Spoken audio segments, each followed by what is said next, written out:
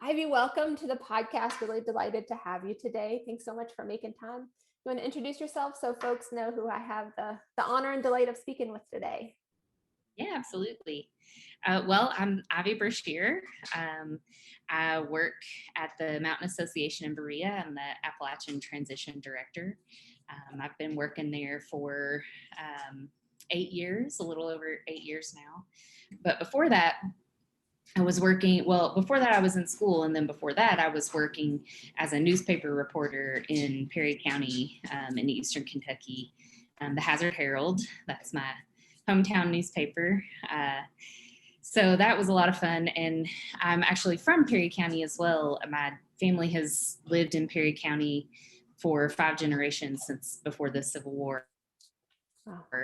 We've been in Central Appalachia, though, for at least 10 generations of what we can trace. And I always like to say that I don't say that to say that I have any more claim to this place than anybody else, but just to demonstrate that, I have really deep roots in this region, and I'm very tied to this place. Like I said, I started out my career as a journalist, a local journalist. I went to school for that, and really enjoyed working at the local level and learned a lot about how communities operate, especially Eastern Kentucky communities, which really informs a lot of the work that I still do at Mountain Association. I do narrative change and policy and storytelling work there, and that's what I've done the whole time that I've been there, the whole 8 years.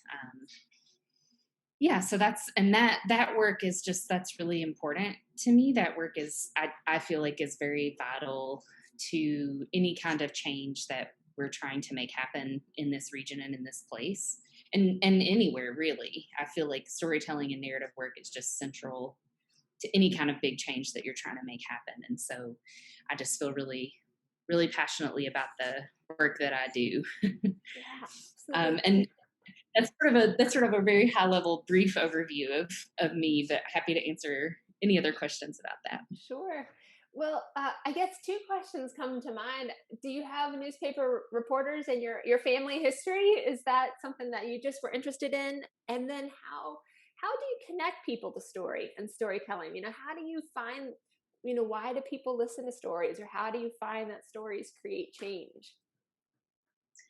Well, I don't, as far as I know, I don't think there were any other newspaper reporters in my family. I Mm-hmm. know my mom, when she was in her early 20s, she worked at Apple Shop in Wattsburg for a short time, and she was working at a short-lived magazine that they had there called the Mountain Review. Mm-hmm. And she was a reporter for a while, and then she was the editor for a little while. Okay. So I guess, yeah, technically I do. Yeah.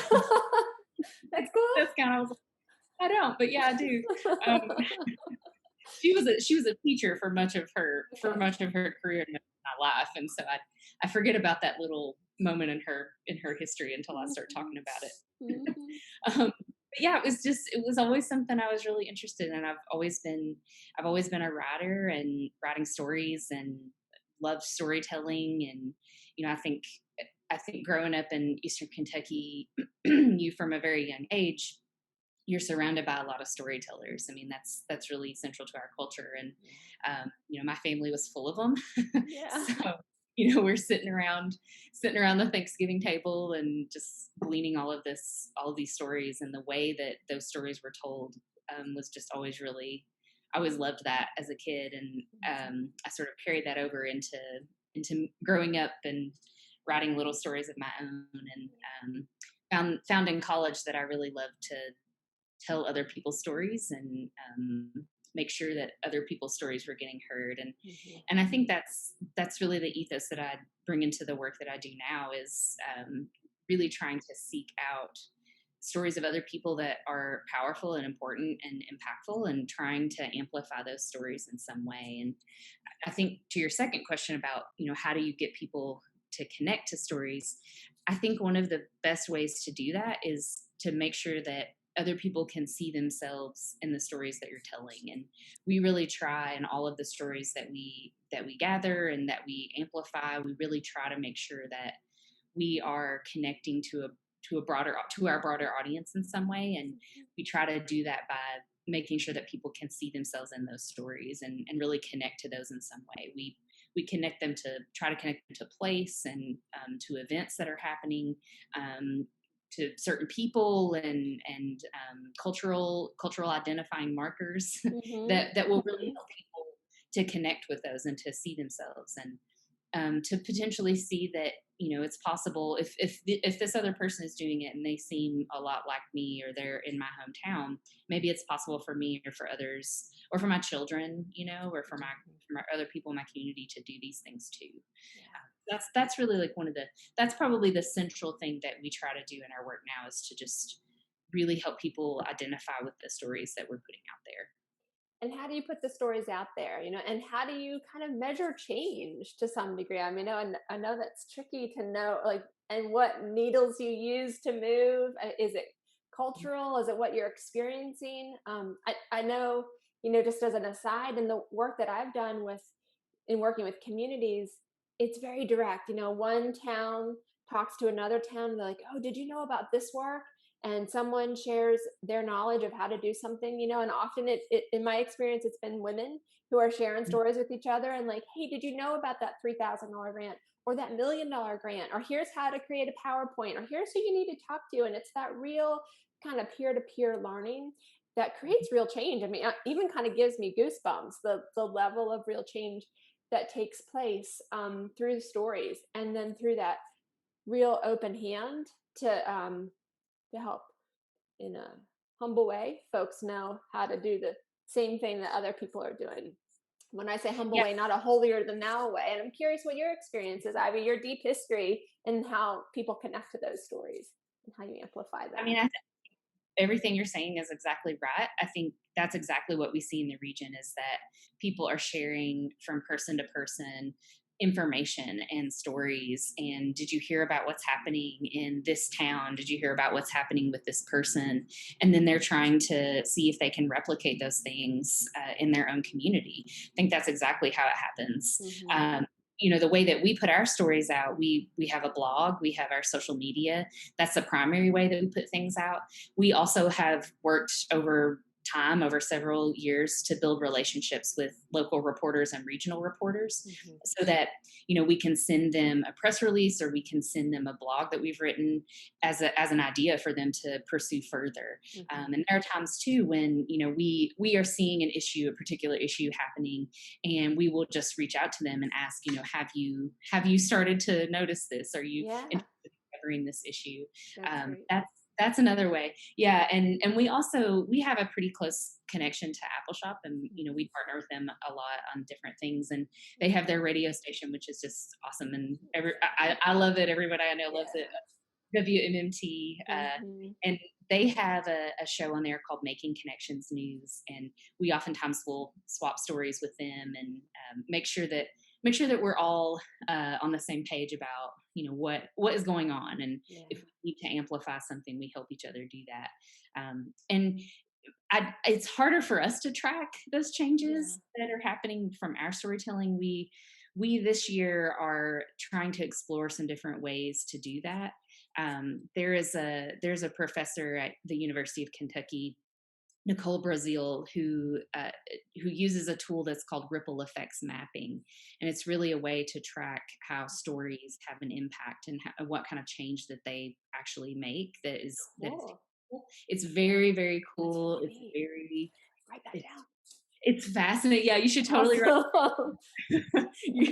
you should look her up, send her an email or something. I mean, she has done this. She has used this tool in several different communities in Kentucky, and we worked with her, the Mountain Association, on on this tool. With this tool, we are connected to a group called What's Next East Kentucky, and it's a group of lots of different community organizations and community leaders from across Eastern Kentucky, and they just sort of they get together, and they talk about best practices, and they talk about what's happening in their own communities, and try to work across some of those traditional lines of division that have existed in communities, to really build up everybody all at the same time, and so we worked with Nicole with the ripple effects mapping with What's Next East Kentucky to sort of measure the impact that they've had, and that was really interesting, and really found that they are having some kind of impact, and that impact really is at the cultural level where people are really starting to think differently about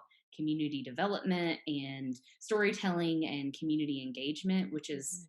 really really powerful to know that Yeah. like what they are doing is actually working. Yeah. Yeah. It's sort of like it's sort of like a lot of this work that we do with community economic development is like anecdotal. We can Mhm. hear stories about some of the things that we've done or been a part of that have had an impact, and you sort of know that what you're doing is on the right track. But to Mhm. have it actually written down and to see the story map, which is just this like web of different stories and ideas, is just it's powerful. It's really Mhm. powerful. And it's affirming that Mhm. a lot of times we don't in this work we don't really get to see a direct change. A lot of times it just takes so long to make Sure any of this. does. Sure Yeah, does. it takes just years. so to have it on a board, in front of your face, to see it is just it's very affirming. It makes you feel Mhm. like yeah, we're actually doing it. Yeah. But that's a really cool tool, and we are trying with our own more mountain association specific work to figure out how we can implement tools like that to measure some of these more qualitative Mhm. impacts that we're having, that are Mhm. less about how many dollars saved on energy retrofits, and Mhm. how many loans that we've made, and more about just like what is the personal impact for people and for communities. Absolutely. So both of those scales. So that's so great to hear, Ivy, how you know it in your bones, you know that change is happening, but when you see it at a kind of a collective level like that, to be able to quantify it, not that the numbers justify it, but sometimes it gives you a little boost to keep Yeah. going. Um, and when you think about the region that you work in, whether that's Eastern Kentucky or even Central Appalachia, Mhm. what are some of the things that you're seeing? Where are you seeing, you know, at either points of resilience, where are you seeing change really happen? Or when you look at that ripple effects mapping, what are the needles that are starting to move? And where do you feel like change is taking place at a broader scale, however you define that scale? Mhm. Well, I think the biggest change that I've seen in my lifetime is a real big shift away from putting all of our eggs into one basket. Mm-hmm. For much of my youth, it was all about the coal industry. It was all about how do we protect this one industry? How do we Hmm. protect the people who work in this industry? How do we make sure that we're sustaining this industry as the single economic driver of this region? Hmm. And I think, within just the past 15 to 10 to 15 years, we have seen a real shift in the way that people think about economy. Hmm. And that's from, the everyday community member up to local leaders, up to Hal Rogers in Washington, who Hmm. stood on a stage and said, we can't invest solely in coal anymore. We have Hmm. to we have to do other things, and we have to diversify our economy. And that is a seismic shift in the way that people think about the economy in this region. Hmm. Uh, and I think that, a lot of people still are working in the coal industry, number one, and, are relying on this industry for their income and for their benefits. And that's okay. But a lot of people are also starting to think about what are other industries that we can have here? What are other ways that we can build a more sustainable economy? There's been so much talk about how do we invest in small locally owned businesses? How do we invest in culture and arts? How do we build these third spaces where people Hmm. can go as a community and gather and be together? So that has been a really big shift, and that's Hmm. something that when I was in high school, when I was in college, I never thought I would ever see. Right. Yeah. I just thought Yeah. that would never be a thing that happened. Right. So to see that happen really in the last decade Yeah. has just been incredible, and Hmm. it's really opened the door for a lot of different people, not just Mm. Yeah. organizations like Mountain Association, Yeah. who have really been working on transitioning the economy to a post-coal economy for Mhm. 45 years almost.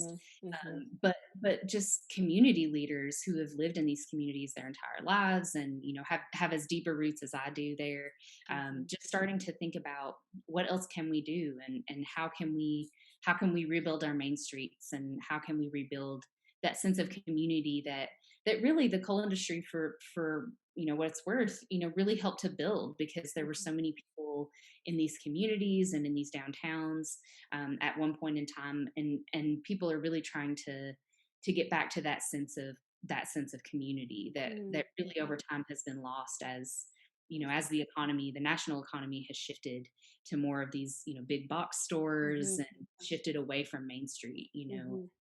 So I think people are now really starting to think about that, and also see the door as being open, and see the opportunities as really being whatever we want to create in our community. I Mm. think, really for the first time maybe in our history, we have this sense of opportunity that we just haven't had before, that Interesting. we can build what we want, and we can do what we want. And I think more and more young people are starting to see that they don't have to necessarily move away to Lexington or Louisville or somewhere else to find work, and have a job that they want, that they can do it in their own hometown if they want to stay Mhm. there. Mhm. Mhm. That's also a big change that I've seen, Sure is is. that young people are either staying and not leaving, or they're coming back at some point to Mhm. live, and that also is a really big deal. So Huge. I just think it's interesting. I feel like we're sort of living in this time where a lot of these things that organizations like Mountain Association and Apple Shop and some of these long-standing groups have really been working toward, we're starting to see some of the fruits of that labor right Yeah. now. And Yeah. It's mhm. interesting and so well said. So you talked about, doors opening, seeing some doors that are opening now that you haven't really seen before across the region. And also people you, you also talked a little bit about sense of community. Um, and one of the things that I've heard some folks talk about is that we need to acknowledge and honor the past, but not let the past be what drives us forward, but to be able to look towards a future that might be different than what the past is in some places. I guess feel free to take this in either direction. What do you think has opened the doors for folks who maybe have never started a business, or, entrepreneurship's not part of their family culture? Maybe they've worked for a coal mining company. Where do you see those doors opening, or where do you see that sense of community coming in? Do you feel like it's kind of looking back to the past, or is it looking in the future, or both? How do you feel like folks are navigating that? I think it's all of the above, Mhm. really. I mean, I think the main driver is just what you were saying, that a lot of people really are looking to the past and saying, this is where we come from, and how Mhm. do we use these roots that we have Yeah. to propel us forward. We've been watching a lot of Top Chef in my house Mhm. recently. Mhm. and, Mhm. and we're noticing that the chefs who have the most success are chefs who are cooking their traditional food, their cultural food, That they but know. but yeah, that they know. They're Mhm. cooking these things that they really deeply know and understand, but they're shifting it just a little bit so Mm. that it's updated and it's Oh, elevated. interesting. Yeah. And so Yeah. I really think that that's what we're seeing. We're starting to see people who are looking at, where do we come from? Who are we as people? Yeah. What are the values that we really think are important to us? And how do we use those things that have sustained us throughout the past, to not get stuck in that past, and to not try Mm. and say, like, we have to get back to that era, but how do we take those things and elevate them just a little bit, and shift them just a little bit, so Mhm. that building a more resilient future based on these values that everybody is sort of rooted in, Mm. Mhm. and building communities where it's equitable for all people, it's sustainable for all people, where we're not leaving certain sections of the population behind. Mhm. We're really sort of bringing them into the fold, and making sure that we're using those traditions and that cultural heritage, and using it to propel us forward into Mhm. into really a future that we don't know what it's going to be. I think Right. there's a lot of hesitation and a lot of fear from some people, Mm. we just don't, there's no way to tell where exactly we're going to go and what's going to happen. And that's understandable. Change is Mhm. really hard. Mhm. But I do think that, what we're seeing with those doors opening, like I was talking about, and those opportunities, is that people are sort of able to look past, what we've always done, Right. and look toward what can we do? What are the Mhm. things that we want to be in Mhm. this Mhm. community? What do we want it to look like? What do we want to be here? And how do we get there? What can we do in this place? And still retain Yeah. who we Mhm. are as people and as a Mhm. community. Mhm. And how is that happening in your experience, Ivy? How are people finding a place to envision what that future looks like, but still grounded in the roots of people's tradition and story and of place? And how does that, you talked about building an equitable future a little bit. What does that look like, and how does that conversation come in a way that's not imposed on people, but people see that it's a need? Does that Yeah. make sense? Yeah. Yeah, definitely. I think it's happening because people are coming together. Mhm. They're Mhm. talking to one another, and they're Mhm. having hard conversations, Mhm. and um, they're feeling. It's a lot of people. A lot of what I'm seeing is a lot of people who have lived in these communities for generations. Their families have been there for a Mhm. really long, and they really care deeply about whatever community it is, wherever they are. And they're looking around, and they're not necessarily liking what they're seeing. They're Mm. seeing Yeah. Mhm. a lot of poverty, a lot of systemic issues that have just been there their entire lives, their parents' entire lives, on and Right. on. And so they're starting to talk to each other. Mhm. I feel like people got to this point where it was really dire in a lot Mhm. of ways Mhm. for communities. They didn't have a lot of opportunities for people. There weren't a lot of jobs, and so people just said, we can't wait on somebody else to Mhm. to fix this, and we can't wait on somebody else to come in here and do what needs to be done, so we have to do it ourselves. That's right. And to your point earlier, it's a lot of women are leading these efforts, are having conversations in the church pews, Mhm. at the Mhm. community centers, at schools, when they're, bringing their kids for sports and things like that. They're just like talking to each other and saying, like, why is it like this? And Mhm. what do we want to do here? What do we want to do for our kids, Mhm. so that, they don't have to leave, and, if they want to stay here, they can. And Mhm. that's really the way it's happening, is that people are talking. They're talking about the future. They're talking about the present. They're talking Mhm. about how do we change the present to make it Yeah. better and to help people. And I think, a lot of people, when we think about equity and we think about bringing more people in, I think it boils down to a lot of stories have been erased about this, Mhm. and have Mhm. been, sort of swept under the rug, and left behind and forgotten about. Mhm. And that's about the Black community in Eastern Kentucky and Appalachia. That's LGBTQ folks. That's women. Mhm. Just these stories have just not been told about this Mhm. place. Mhm. Maybe locally and among families, but Mhm. Mhm. when you look at the media and entertainment media and news stories, these stories just aren't told. And I think people now, in these larger awakenings that are happening in the country, people are really looking at their own community, and they're looking in the mirror, and they're saying, what are those stories from this place, because we know they have to be here, and how do we uncover those and Mhm. respect those and bring those to light in a way that helps us better understand who we are as a Mhm. community. Mm. And I think, that better understanding, which gets back to why I feel like storytelling and narrative is so important. Mhm. Having that better understanding about who you are as a community and who you are as people, and what your culture really is and where it comes from. Having that better understanding just helps you build that solid foundation where you can just go forward, and people Mhm. feel welcome in this place, and as if their ideas will be respected and Mm. welcomed into, whatever ideas you're talking about moving the community forward. So I just think it's like, talking about opening doors again, uncovering those stories and really using those stories to think about how you want to build. It just opens so many doors and so many possibilities for the future and what's Mhm. possible. Hmm. Absolutely. And I think you really, hit the nail on the head too about people feeling welcome and Mhm, feeling like their ideas matter and that it's okay if their idea might be completely different than other people's idea, but that there's space for all those ideas, but also really knowing it sounds like what the story of people in place is and those untold stories is really key.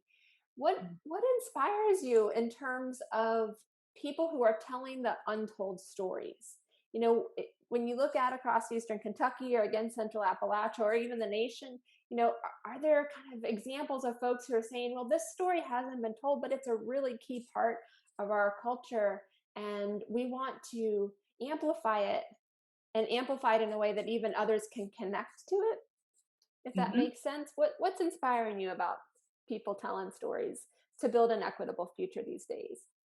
Well, one story that comes to mind, one book that comes to mind is "To Live Here You Have to Fight," and Mm, that is it's written by Jessie Wilkerson. She's an mhm, Appalachian scholar, and she wrote this book to really shed light on the untold story of caregiving, the mm, culture of mhm, caregiving that exists in Eastern Kentucky, and mhm, it's really a collection of several different stories of important women mm, um, in different communities across Eastern Kentucky who, really work toward safety net issues. Making sure that people, had food and housing and all that stuff and healthcare, and really getting to the core of this idea that one piece that has been missing, one crucial piece that has been missing from the Appalachian story is this caregiving culture mm, that yeah.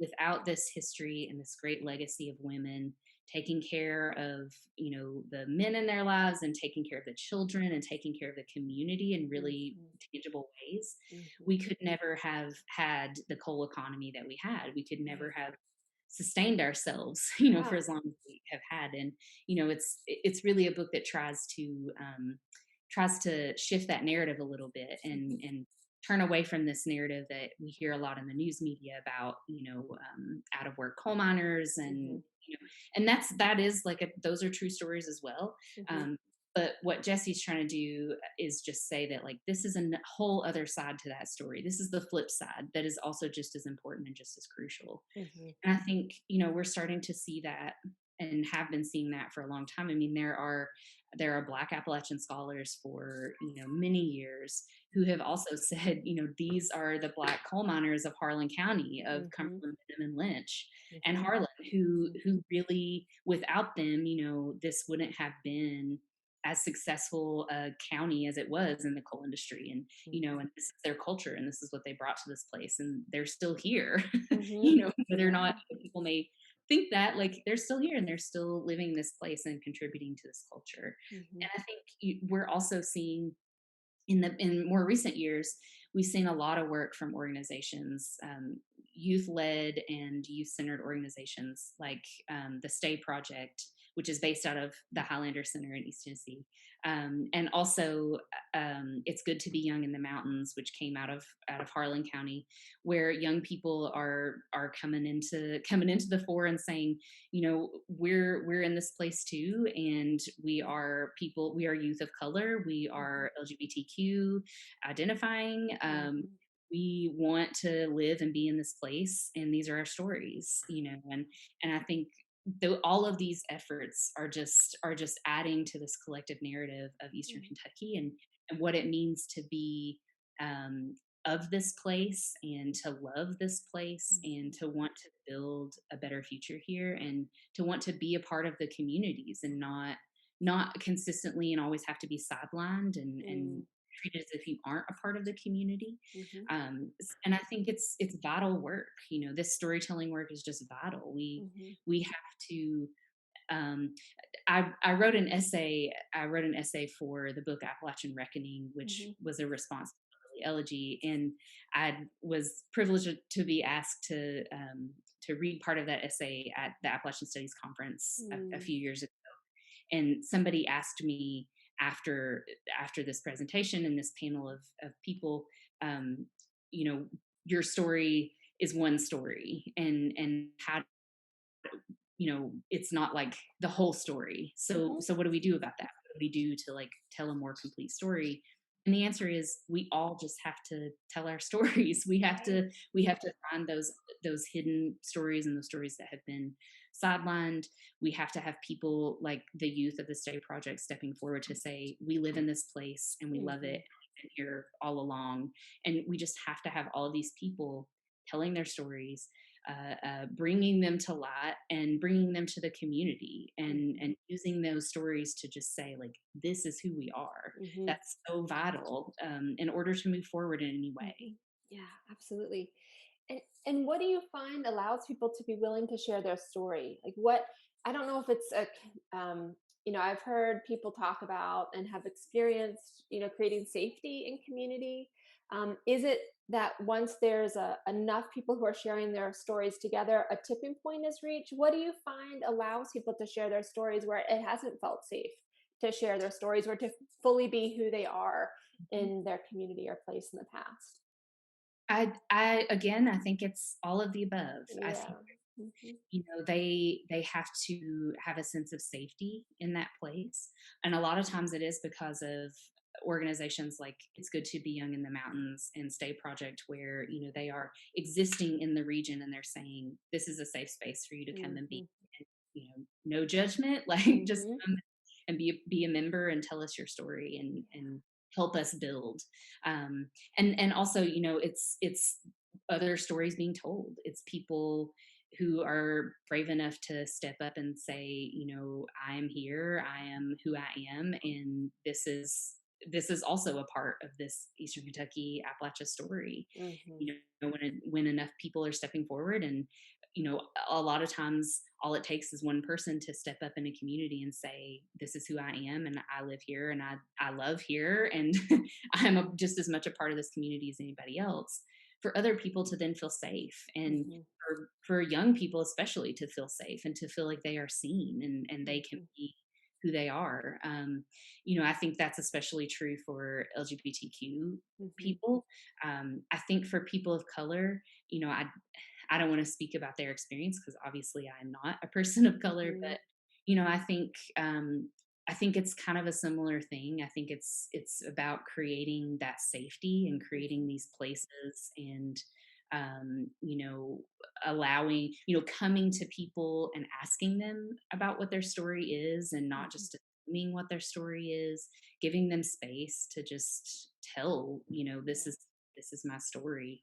And I think we are seeing, last summer, after the killing of George Floyd, and the nation and the world really was going to the streets, and protesting and stepping out and speaking up. That happened in Eastern Kentucky too. I mean, there Mhm. were dozens of communities where marches were had, and where Mhm. people were holding vigils, and having these hard community conversations about race and white supremacy. And that is super inspiring, to Mhm. see these movements that are happening in Eastern Kentucky, and that are oftentimes being led by young people in Mhm. those communities. Mhm. That's very inspiring, and Mhm. that's the kind of energy that we're seeing now, is that people are ready and willing to have these conversations, and to bring these issues and these stories to light, and to say that this is an important step, this is an Mhm. important part of the healing process that needs to happen in this place and in Mhm. these communities. And that's really powerful. I mean, that's what we're seeing. We're seeing community organizations who, Hemp the Hill. Hemp Hill Okay. Community Okay. Center in Letcher County, Nice. but they have created a safe space for people of different religions, Mm. for LGBT youth, for people of color, and they are very vocal about it, and they're Mm. putting it out there for people.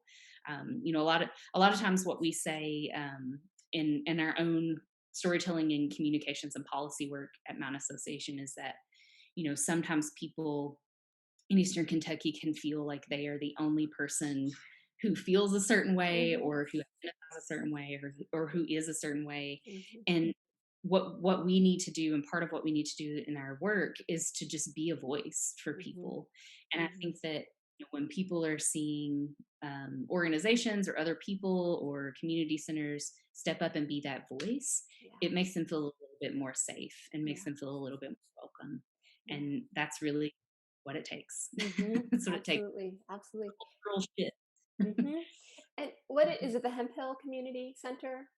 Did I get that right? Yes, What yes, are they hemp doing hill. to create a safe space? What does a safe space look like from what you've seen? Because I know it's easy for us to use that word safe space, but is it language or is it physical or is it kind of multiple elements? It's multiple elements. It's language. It's posting signs right in the community center that says this is a safe space for these groups of people. For Mhm. everybody. Excuse me. It's just communicating with the community about the events that they're doing, and using that language again to say everyone is welcome. Mhm. And also just hosting different kinds of community events for people, conversations and Mhm. square dances and Mhm. Mhm. community meals and just all kinds of different events where people can feel welcome.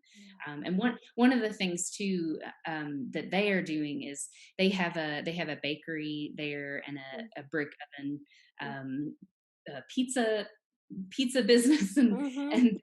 and they are hiring folks who are coming out of drug recovery Mhm. to work there and to Mhm. be a part of this community center and to be out there with the community so that we can normalize people who have been through recovery and are trying to reenter the community and be a part Mhm. of it. And that's also something that we're seeing that I think doesn't get talked about a whole lot, that there's a lot of folks who have been through recovery Mhm. and are coming out of recovery and are trying to be part of the community, and there's a lot of people who are working on trying to normalize that and make Yeah. that a part of the narrative, and Mhm. that's vitally important work Mhm.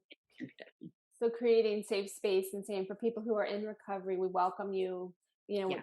This is a place where we want you to be able to feel comfortable in your own narrative, your own story, and to welcome that and to make a conscious effort, it sounds like, to normalize folks so that they're not feeling like they're out there, but part of community, part of place, part of culture.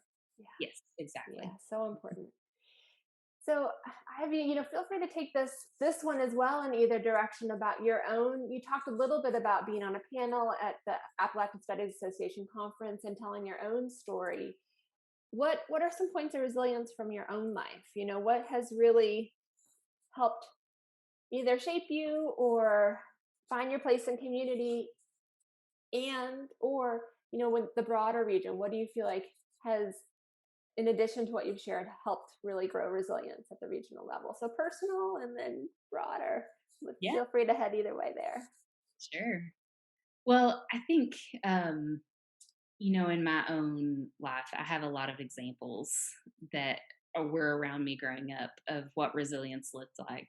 Um, I had grandmothers and aunts and uncles and a mother and father who were very resilient in their own way, and who were showing me what it meant to be resilient in community and to be a community member. And Mhm. really growing up, I grew up in the head of the left fork of Mesas Creek Mhm. in Upper Kentucky, Mhm. southern Perry County, and grew up around a lot of my family, my Mhm. aunts and uncles, my grandmother, grandfather, and I, I really was exposed to what it meant to live in community with other people and to help each other when people needed help. Mhm. A lot of times, all of my mom's brothers were coming to the house to do some housework and to Mhm. work on the house, and Yeah. um, we would do we would can vegetables every summer. Me and my mom and Granny Della and cousins and aunts, and cooking the big meals for people and attending church, and Mhm. seeing this community and how people function in a community setting together and how they help each other survive and really Mhm. thrive and be Mhm. resilient. Mhm. It's the best example I have in my life of Mhm. what it means to be resilient and help each Mhm. other, Yeah. just live this life. And Mhm. I'm grateful for it all the time. Mhm. um, I will also say that speaking as a queer person and speaking as someone who made that discovery about myself when I was pretty young and was still Mhm. living in the region, also taught me a lot about what it means to to not necessarily fit into what the cultural norm of a community is, Mhm. and to navigate how to adjust my place in that community and my place uh, in that culture. That builds some resiliency. Yeah. Mhm. And that really teaches, Mhm. it taught me a lot about, how to be adaptable and how to be flexible and sometimes be rigid when it mattered, Mhm. and Mhm. how to have difficult conversations with Mhm. a community that, they loved me and I loved them, and it was just this really difficult conversation to have. Mhm. And I think that's also a part of building resilience is, acknowledging that these are the realities of this place and of this community, and how are we going to navigate that, and how are we going Mhm. to have these difficult conversations. We're seeing a lot of that now, as I was talking about, with communities having difficult conversations, and Mhm. how it really creates a sense of healing and a sense of Mm. better understanding Yeah. of what the community is, and Mhm. how, it isn't just one thing, it is many different things that are all working in tandem with each other.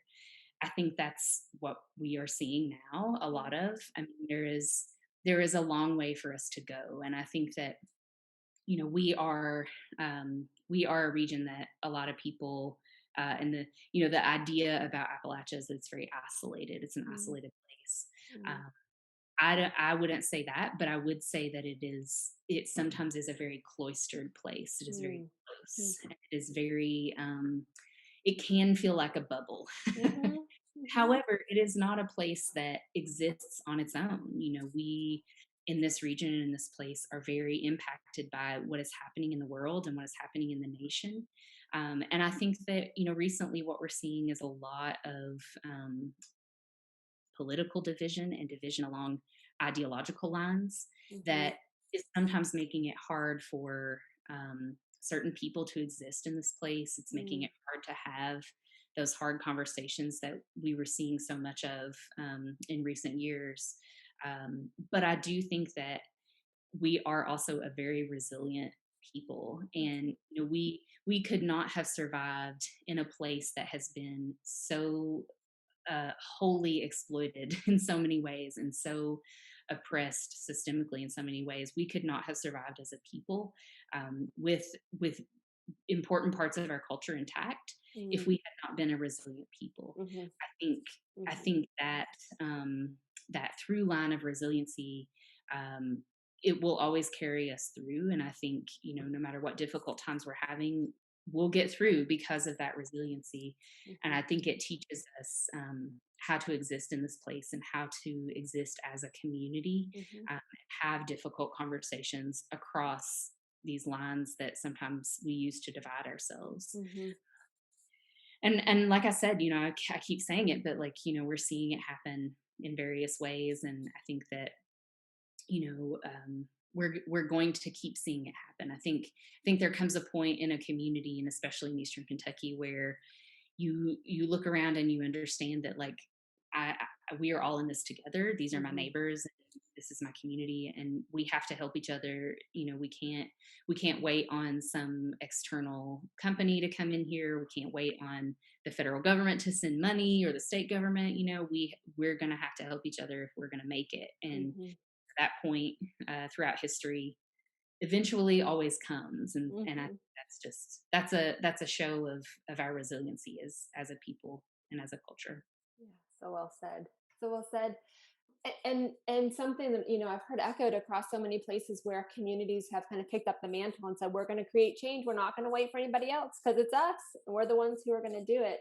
So yeah, it's so neat to see those similar um it's almost, it seems like to me, in some communities it's a realization that some folks come to, because there is often a period of waiting of for somebody else to come save a community, especially in communities that have had a great percentage of the employment base by a company. There's that kind of being taken care of history a Mhm. little bit, and it's a real shift.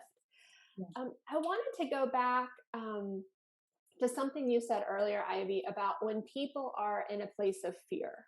Because we've seen that a lot. We've seen that so much at the local level, at the regional level, the national and global level. But also, you talked about having those hard and difficult conversations, and you have such a beautiful grounding and place in your family and what that's given you. What what do you think it takes for folks who don't have that grounding of place and people and who might be stuck in a real, I wouldn't say stuck, but it held stuck in a real place of fear? How do you how can folks start to have those hard and difficult conversations and build community when they don't have that rootedness, sense of groundedness in community? It's a hard place to be in, to feel alone in a place like that. Definitely, definitely a hard place to feel alone. I think I think a lot of people feel that way, Mhm. actually. Yeah. You know, um, I think when the coal industry really started to collapse in Eastern Kentucky, what we saw was just a lot of fear and a lot of panic and a lot Mhm. of just, we have no idea what's going to happen, Mhm. and we're really just scared for our Mhm. future and for our Mhm. communities. Mhm. Um, and I think that's perfectly natural. Mhm. And I think it's really hard if, you don't have that rootedness, and you don't have, you're living in a place, you're living in a socioeconomic status perhaps, or where you can't like take time to really think about the long history, and you know and hope and pray that something happened. You can't really have a sense of like, yeah, it'll be fine sometime, just Mhm. because you're thinking about feeding your kids and paying your Mhm. bills and stuff, and that is an incredibly hard place to be. And I think it just takes, I think a lot of times people just get to a point where they feel like something has to change and something has to be different. Mhm. I think that a lot of organizing has to happen where people who are outside of whatever identity you're in, or whatever family structure you're in, or job that you're in. I mean, a lot of times, certain jobs you don't get a lot of external um, perspective about Mhm. things. Mhm. um, and that's not good or bad, that's just sort of the way it is. Yeah. And I think a lot of times it takes someone else, or it takes being open to hearing other stories, and to watching the news or reading the news, Mhm. and not just immediately dismissing whatever the story is, based on not seeing yourself in it or whatever. It just takes a sense of being open, and feeling safe to be open, Mhm. feeling safe to be open to learning and to listening, and to hearing from other people who aren't like you, or Mhm. may not be like you, or that you think may not be like you, but actually there are a lot of similarities there. Mhm. Uh, and that is, again, a really long process, and it's not something that happens overnight. um, but I do think that it is something that is essential, that really matters, because um, we can't ever move forward if some of the people in our community are just um, are just unable to see that future for whatever Mhm. reason. We have to, and a lot of that is also like, we have to just make sure we're taking care of people. We have to make Mhm. sure that the Mhm. safety net is really strong. Mhm. We have to work toward policies that really provide for people who are living in poverty, systemic poverty, that are working 2 or 3 minimum wage jobs and barely making ends meet. Like, we have to make sure that we are, those of us who aren't living in those Mhm. conditions, really working for those people and fighting for those people and making sure that they're being taken care of however we Mhm. can take care of them, so Yeah. that we Absolutely. can someday have these conversations with them, so they're not constantly thinking about, how do I feed my kids, how do I pay my rent, all of these things that they have to think about. Yeah. We all have to work together. Absolutely. We do all have to work together. And it sounds like a couple really key themes there. It sounds like for people who might be in a place of feeling unknown or in an unknown place, being willing to look out and see what else is happening, to listen, to hear, to speak up and tell stories. for folks who are struggling to put food on the table, to make sure there's a safety net around people so that they can put food on the table and have some breathing room to be Yeah. able to look out. And also for folks who are able to put food on the table, um, and to not have that be a daily concern, to look out and say who is not in, able to participate, who's not engaged, and how can we make it a space so that we know. I love what you said, we can't move forward until everyone can participate. So it's a both and approach again. So Yeah, so well definitely. said. So as we get ready to come into our closing minutes here, a couple questions. Just kind of feel free to give your rapid fire feedback if you want to about first, what's making you excited about what's happening in your community or Eastern Kentucky or more broadly. What's getting you fired up, or That maybe just excited, or both. I mean, the thing that I consistently return to is that other people are becoming a part of this. They're Mhm. they're seeing that there are options and opportunities, and they are making the change happen themselves. That's Mhm. consistently what it is for me. Awesome, love that. What key lessons learned would you share with folks who are trying to create change in their communities and regions? It takes a long time. Sure does. Don't expect Sure That's does. the best reminder to have. Like, don't expect it to happen overnight. This is not just about providing jobs for people and a safety net. It's about a cultural shift and a cultural change. And that takes decades. It takes a Mhm. long, long time. And take care of yourself. Take care of Mhm. yourself. Allow yourself to feel whatever emotions you feel. Allow yourself to take time to heal and to rest, because we cannot do this long cultural change work if we're all just exhausted. Burned Take out care. all the time. Yeah, burned out all the time. Like, we just can't do it. Right, and we're not any fun for other people, then we're all burned out all the That's time. right. So yeah, That's absolutely, right. great. I love that.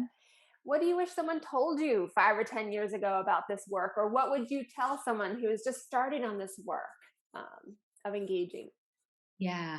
Um, Listen more than you talk.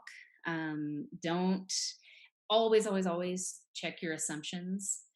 Don't think that you know everything about a place or people. Even if you're from that place, don't always just make assumptions about what you know or what you think you know. Ask questions, research, read, and just listen a Mm, lot, and try to always meet people where they are. Don't try to drag people along with you. Try to meet them where they are, so mm, you can work together and go forward together. beautiful. Meet people where they are. Um, Mhm. I love the way that you bring in so many. I feel like these lessons that people take, their whole lives to learn, and here you're embodying them and sharing them out in such an eloquent way. Is there anything else, Ivy, that you'd like to share with folks? Any other kind of lessons learned or uh, Mm. words that you want to share out? Yeah, I mean, I think, I always just like to say that this part of the world, Appalachia and Eastern Kentucky, is a very complex place, and it's full of diversity in all its various forms, and all of the people who live in this place and the communities, and there isn't one single story about Eastern Kentucky or Central Appalachia. There are hundreds, thousands, Yeah, maybe absolutely. millions. I don't know. Mm-hmm. There Mm-hmm. there are so many different ways to approach this place and to learn about these people. And I always just love to encourage people to, if you see something about Eastern Kentucky or Appalachia in the news, or, in entertainment, reality TV, don't just take it at face value. Do a little bit of reading and research of your own, and looking into all of those various different stories, so that, we can all hopefully someday build this more complete picture of what this region is. And it's one region of this vast country and of this world, and it's just as complex as any other. And just think about it that way. Think about it as a complex place, as complex as wherever you are. Mm-hmm. Because it Mm-hmm. is. with all the subtleties and eccentricities and ways that Yeah. people are in all the different places in the world. Yeah, beautiful. Well, Ivy, thank you so much for such a rich conversation today for the podcast. I really appreciate your time, and it's been a delight. So thank you for joining. Thank you for inviting me and having me on. It's been wonderful. Thank you. Yeah, a lot of fun.